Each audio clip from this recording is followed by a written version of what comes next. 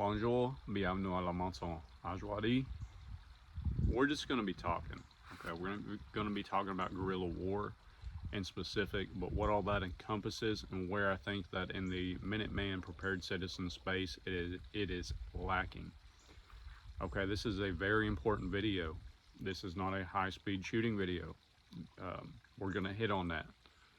High-speed shooting videos, views up here, actual practical videos down here. Is the shooting important? Yes, but the skills to survive in the woods, sustain yourself in the field, actually conduct guerrilla operations, so stuff like health, the medical stuff, knowing basic radio knowledge, and having a solid command structure is way more important than what weapon you're running. Believe it or not, I know that's crazy, but tactics trump equipment every single time. Every single time.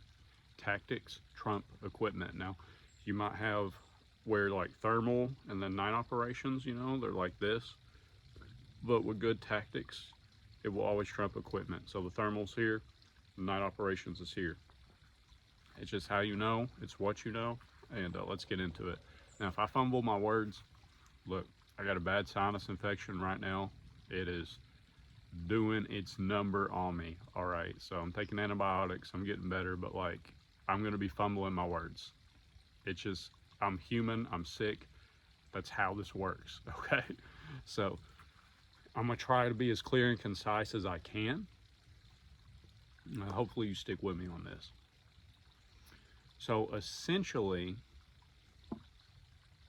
I'm seeing a lot of stuff, and I've seen it forever, I guess. You see people that know how to shoot, move, and communicate. They're really good at that, or they go to the range. That's the best they can do. They can't get out and do FTXs like I always recommend. They can't get out in the bush. They can't actually do a lot of training that they need to. So they just go to the range and shoot. And then a lot of ranges have rules and stuff, and I get safety, but if you are a responsible, prepared citizen, there's a lot of drills that you just can't do at an indoor range or even an outdoor range. Sitting stationary and just shooting at a target doesn't really teach you that much beyond shooting stationary and shooting at a target. It doesn't teach you suppressive fire tactics. It doesn't teach you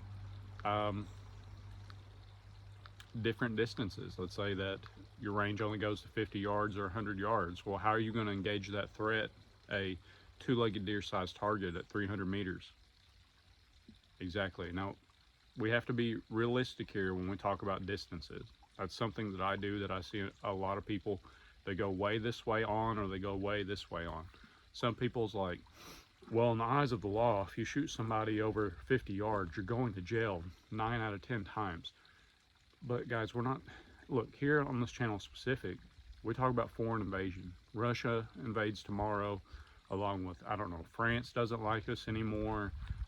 Britain is sick of our Yankee asses, whatever, and they're coming hot on our tail, bombing us and crap. That's what we talk about here. So every other scenario, we're just throwing out, we're just pushing out. Now, if you don't want to do foreign invasion, civil war, anything that's civilians fighting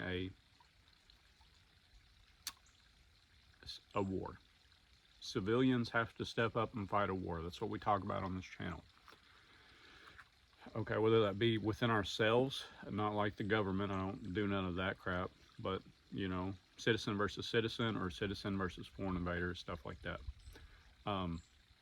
That means the law, your local police ain't going to be making arrests when there's tanks in the street. You are schizophrenic if you think that. I mean, literally, like, that is the dumbest thing. If they are Russian or Soviet tanks, whatever you want to call them, in the damn street blowing up the buildings, do you really think the police are not going to be home with their families or be fighting for the guerrilla cause? You see what I'm saying? You see what I'm saying? So moving on from that, we're going to circle back around. I want to talk about command structure. Now, I do not promote militia activity on this channel because it is illegal. This is all in the context of what we just talked about. Civil war or foreign invasions, tanks in the street, no law anymore. Like, you just got to do what you can do to survive. We need to talk about command structure, because these videos don't get any views whatsoever. And I'm basing a lot of this on views, yeah. And it's not just my views, it's everybody's, collectively, is YouTube. because it's not shiny and flashy, and a lot of people don't like what you have to say, even though that you are right. You cannot have a guerrilla force without a command structure. It is great if you got 6 or 7 buddies, and that's a lot for a lot of people, that go out and do these FTXs in this beautiful forest, and you're doing your defensive positions, and you're doing your TTPs, you got SOPs, and you're all set, but you don't have one that is in charge. I do not promote militia activity. We're riding a fine line here. Keep in mind, we're talking about for war. You are actively at war, right?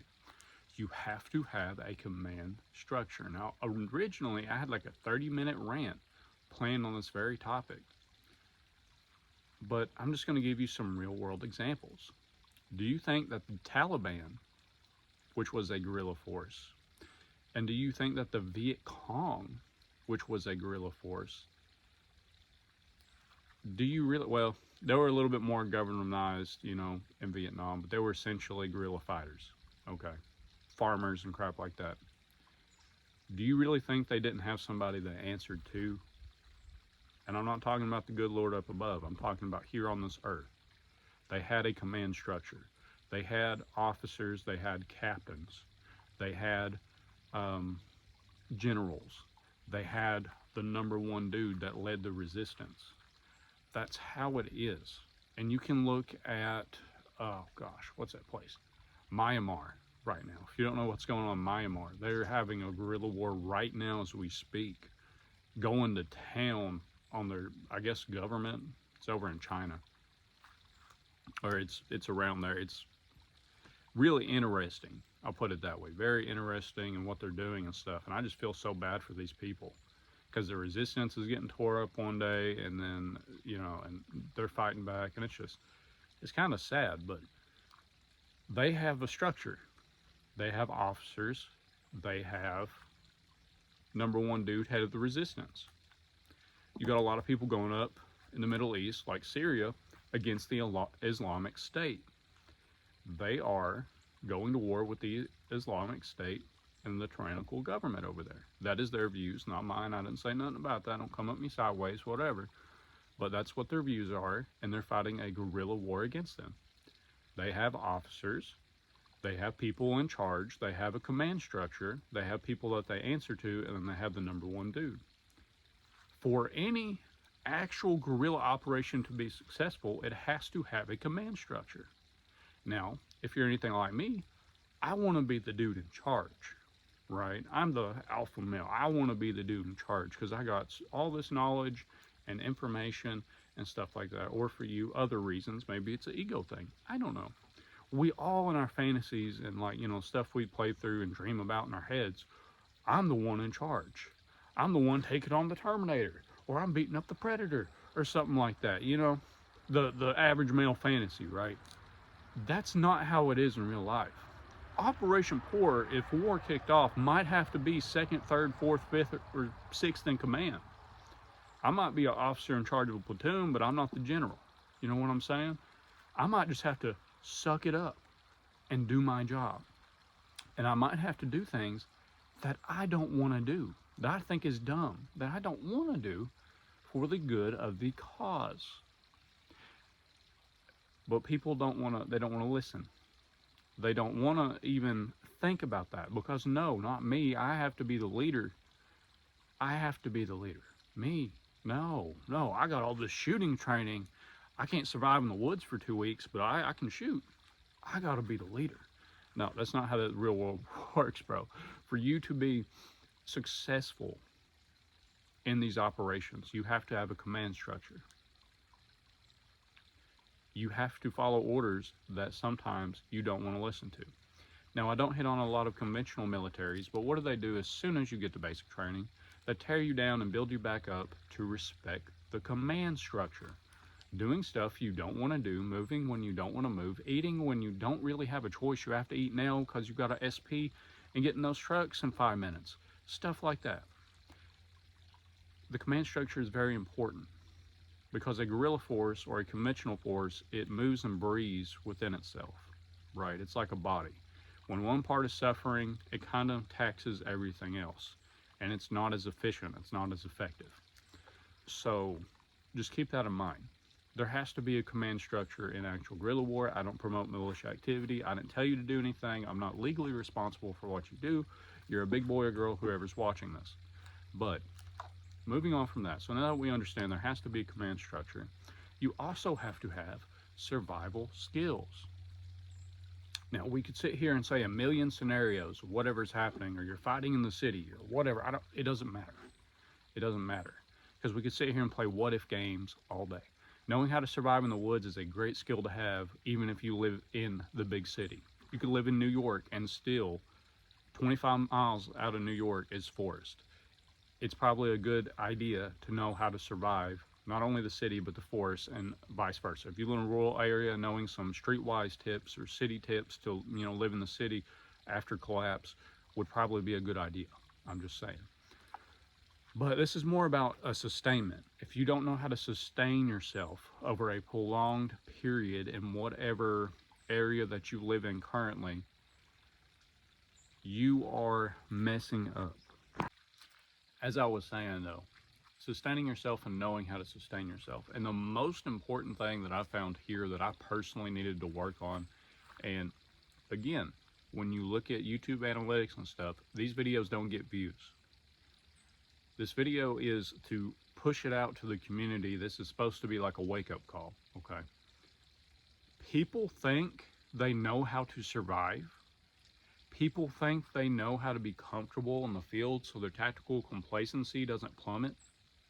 Well, the complacency goes up and the tactical prowess, that whole structure I've talked about before, many of a time, I got like 3 videos on. The tactical prowess goes down, the complacency goes up, and then you get killed essentially. To balance that out, you have to have comfort in the field. I got a video on that as well. I'm not going to go into that as much, but people think that they can just magically go spend a week or two out in the field with what they have. But here's the thing. If you're having to do that and you've never done that before, you are ignorant. And I don't mean that in a harsh way. I mean, you literally are ignorant to unknown factors. You are ignorant to what actually works. There's expensive, really expensive pieces of kit out there that, one, you don't need, and two, they just don't work. There's other stuff that just does not work whatsoever. You could spend $100 on a fire starter and it'd be an absolute piece of crap. I mean, seriously. Not knowing how to start a fire in wet conditions and all that. I'm not going to go into, we could talk for hours about all the skills that you need, but essentially, if you don't know how to survive, you need to learn. But more importantly, you need to get your ass out here and do it on your days off. Maybe about once a month would be good enough. Go out here for a night or two, maybe 3 days. You get long weekends. I don't know your damn work schedule. Make some sacrifices. Get out here in the bush and just stay. You will learn so much more by just doing it than watching videos. I promise you that. And you'll be more confident in your skills. And you'll have all that experience. You'll have all that experience behind you because you're actually doing the stuff, guys. I mean, you give somebody, look, listen. Somebody's never drove before. Never drove a vehicle. This is an analogy, just bear with me. They've never drove a vehicle before, but they've read a manual. They know every bolt in the car, how it works, stuff like that.